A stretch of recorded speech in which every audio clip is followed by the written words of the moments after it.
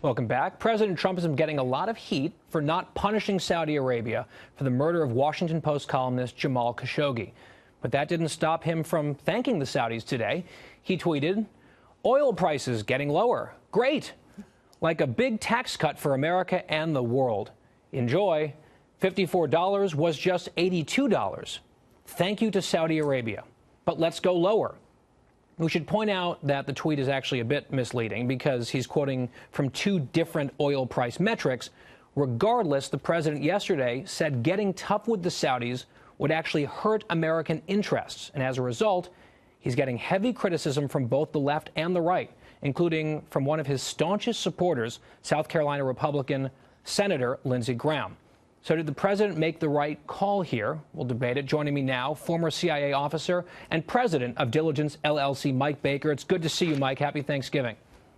Thanks very much to you too, Guy. Thank you. So I want to start with a kind of political question, which I know isn't necessarily your bread and butter, but I'm looking at that tweet from the president about gas prices and oil prices, and I feel like that's sort of risky business. Whenever a president starts boasting about oil prices or the stock market, that thing can turn on a dime sometimes, both of those metrics, right?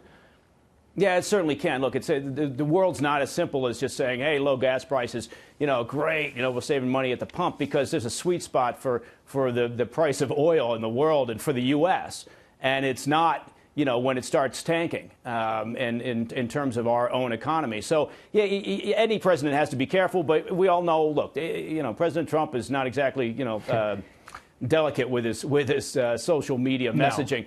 No. But with the current situation, there is an element here of selective outrage. Look, the killing of Khashoggi is awful and needs to be dealt with. And I have high confidence, very high confidence, in the CIA report that says that the Crown Prince was directly involved in the decision making. But having said that, when I mean selective outrage, what I'm saying is that for administrations stretching way back, we have turned an eye towards outrageous Saudi behavior when it comes to human rights, civil liberties, and we continue over the years, whether it's the Obama administration, the Bush administrations, the Clinton, Carter, whomever, continue to do business with them, selling them arms and dealing with them, because it's a pragmatic decision in terms of real politics and what we have to do. There's the outrage and the righteousness and the desire to say something about this awful thing that they did, but you also have to live in the real world, and we do have to find a way to continue to deal with the Saudis and with this regime.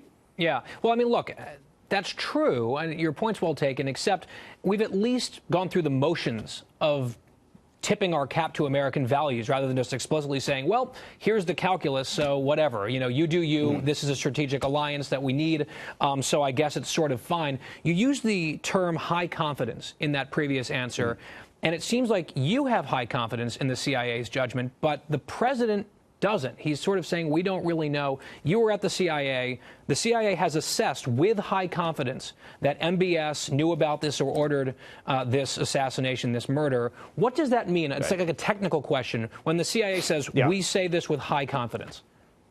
Right. Well, I mean, there's a couple of parts here to this, and to go back to an earlier point you made with the president. Look, I mean, the current president says things in a way that no previous president has. So I guess you look at previous administrations, and they'll say one thing while continuing to do business with the Saudis, as an example. This president says something about, he's I guess what I'm saying is I don't agree with it. Look, I don't have a dog in the hunt here when it comes to this, but he's fairly transparent. He says what he's thinking. And we continue to do business with the Saudis. So what are we? We're outraged about the way that he speaks and the things that he says. But the end result is the same as with previous administrations, I guess is what I'm saying. Now you're saying I would much prefer policy. the president. You're saying look at the policy versus the words, and that is a recurring theme, I think, in the Trump administration. Mike Baker, we've got to stop there. Sure. Thank you so much for your time tonight.